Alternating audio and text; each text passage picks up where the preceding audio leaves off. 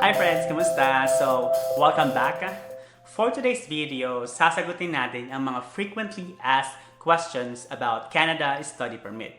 Actually, this is the part 2 of the FAQs na ginawa ko. And if you haven't watched the other one, I suggest na panoorin mo so that you will know more about Canada Study Permit. By the way, if you don't know me, my name is Jason Jim and I am making videos about international students, workers, and residents here in Canada. So if you do like my videos and you are inspired and also if you think that this is informative, don't forget to click the thumbs up and subscribe to my channel. And I also suggest to hit the notification bell para updated ka every time na nagpo-post ako ng video.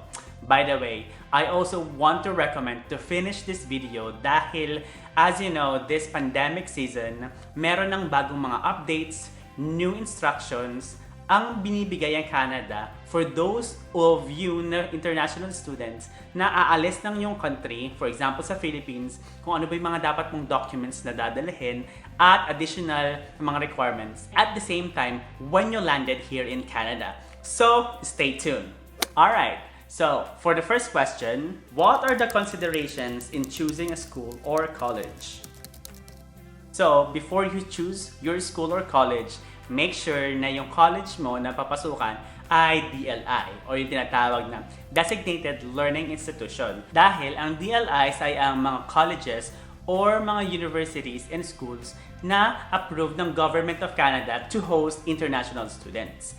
At the same time, aside sa DLI ang school mo, make sure that they also offer PGWP or the Postgraduation Work Permit. Yung PGWP naman na to, ito yung work permit mo na after mong graduate, pwede kang magtrabaho dito sa Canada. So make sure that they are DLI and PGWP because not all designated learning institutions provide PGWP. For the second consideration, check the employment rate of the city or province kung nasaan yung school mo. So it means to say na you need to do your own research kung ano nga ba ang magiging employment or unemployment rate sa province specifically na napili mo. Pwede mo ring i-check kung ano ba yung mga vicinity area na may mga job opportunities for you to know kung saan ka pwede maghanap ng trabaho. For the third consideration in choosing your school or college, better to choose an institution na may kakilala ka. For example, you have a family or relatives na malapit sa school na yon,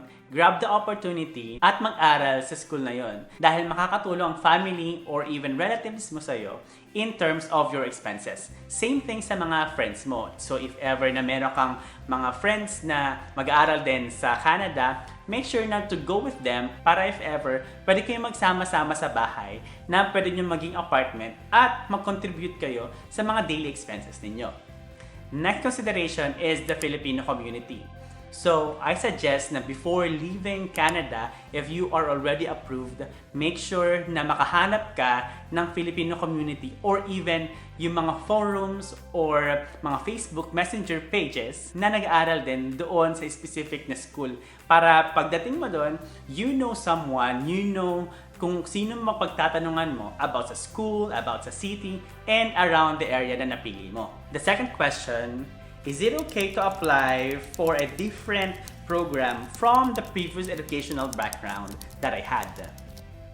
So the answer is yes. So in this part, kailangan mo lang na i-justify sa SOP mo or study plan or sa letter of explanation kung bakit mo siya kukunin yung program na yun kahit iba naman talaga yung naging course mo sa Philippines. Like in my case, I am a nursing graduate back in the Philippines but the postgraduate na pinili ko ay ang Global Business Management and Global Hospitality Management. The reason why I chose those programs is that yung mga work experience ko back then ay puro corporate world, nasa insurance, and nasa business related. So that's the reason why na I indicated na even if I am a nursing graduate, ang experiences ko ay related sa business. And for you to be guided in making a letter of explanation, please do watch this video because I provided 7 different samples of successful letter of explanations with different background. Like for example, sa engineering,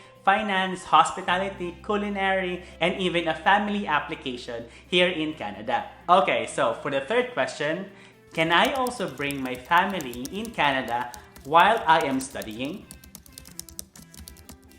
The answer is yes. The good thing about Canada Study Permit, the student will be the main applicant at pwede niyang isama ang kanyang asawa at anak. And also, yung spouse niya, pwede siyang magkaroon ng open work permit. An open work permit is a work permit that does not have a job specific. So, ibig sabihin, any kind of job, pwede niyang applyan. Kasi meron tayong tinatawag na occupation restricted open work permit. Ito naman yung mga merong specific na mga job titles na pwede sila na mag-applyan. For example, ito yung mga caregivers. So they have their own specific jobs na dapat nila na maging work dito sa Canada. The second good thing about application with your family is that your child or children can also study here in Canada. And it is gonna be free until high school. Alright, so let's go to the fourth question. What if I got denied? What will happen to my application, especially the tuition fee payment? So in your application, if you were denied or refused, you have two options. Yung first option mo, pwede kang mag-defer. So for example, ang plan mo na intake o yung term na papasukan mo ay this coming September. Since you are denied or refused, pwede mo siyang ipa-defer to January next year or even next year in any intake or semester na pwede mong pasukan. Especially ngayong season, maraming mga students na nagpapa-defer dahil sa pandemic crisis na kinakaharap ng ating mundo. The second option is to refund.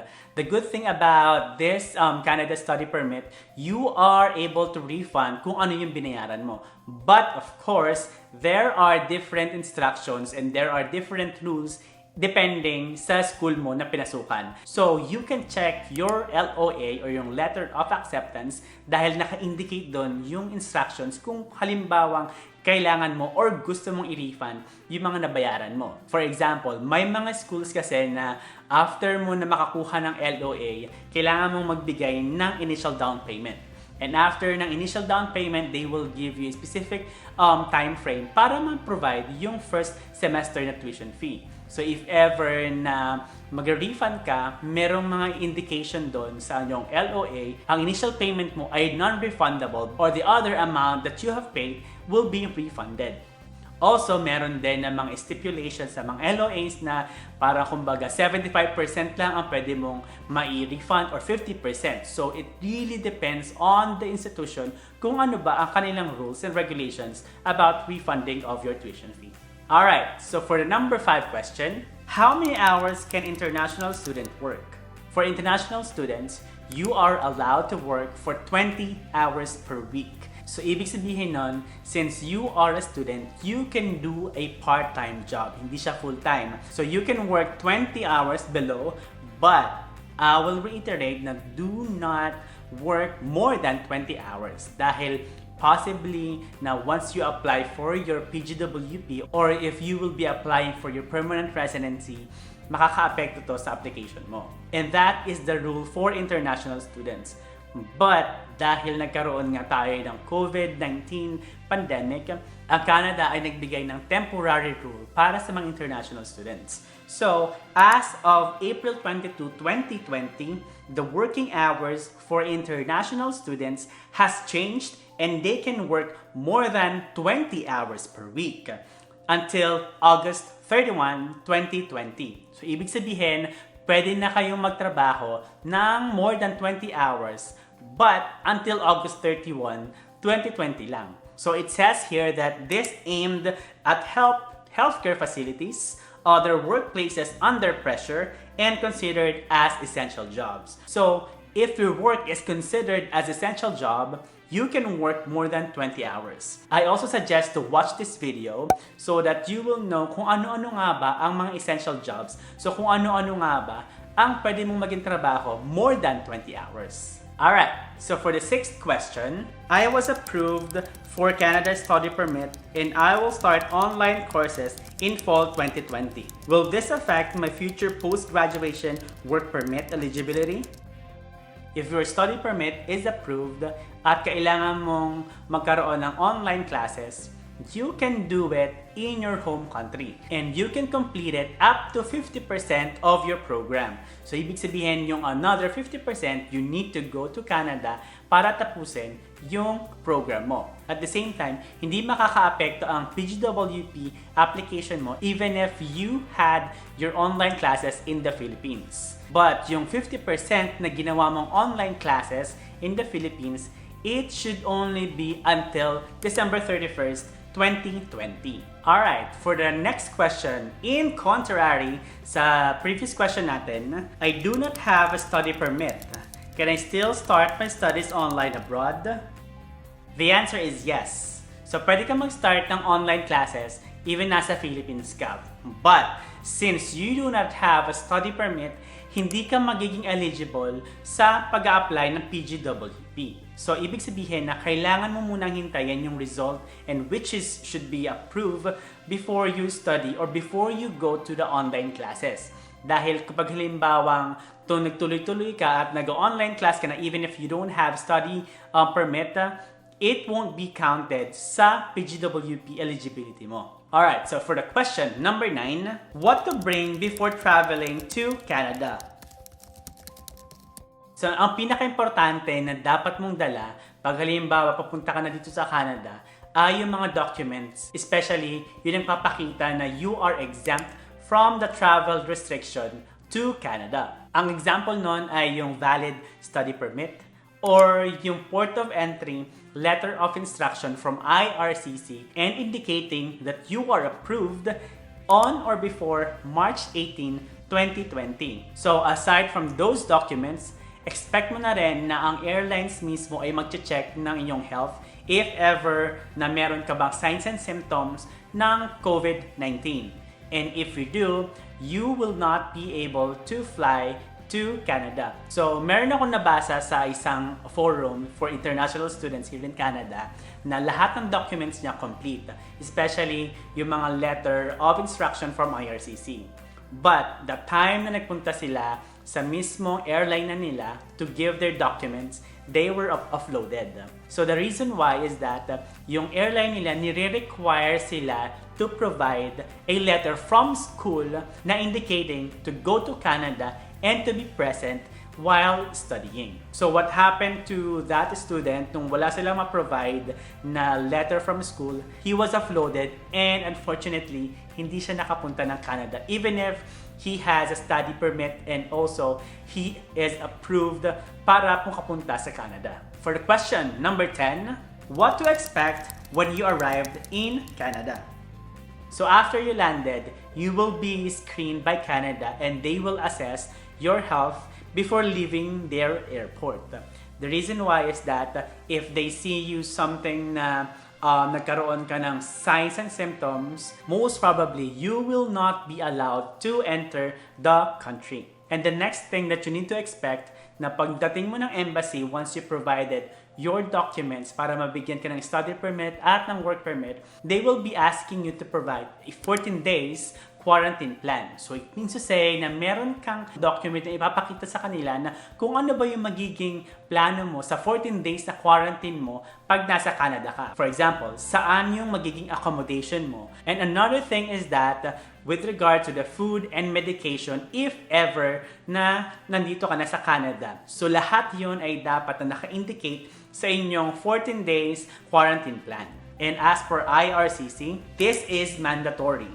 Even if you have no symptoms, if you don't have plan, you should not travel to Canada. So, napaka-importante nitong document na to. So, those are the 10 frequently asked questions, especially we are facing the COVID-19 pandemic crisis. And I hope this video helps you and informs you if ever you are planning to go here in Canada this season. And if you do, don't forget to give a thumbs up, subscribe to my channel, and also hit the notification bell para notified ka every time na mag-post ako ng video. If you have any question, concern, or topics that you want me to discuss, just leave comment down below. Thank you so much. My name is Jason Jim. See you to my next video. Bye!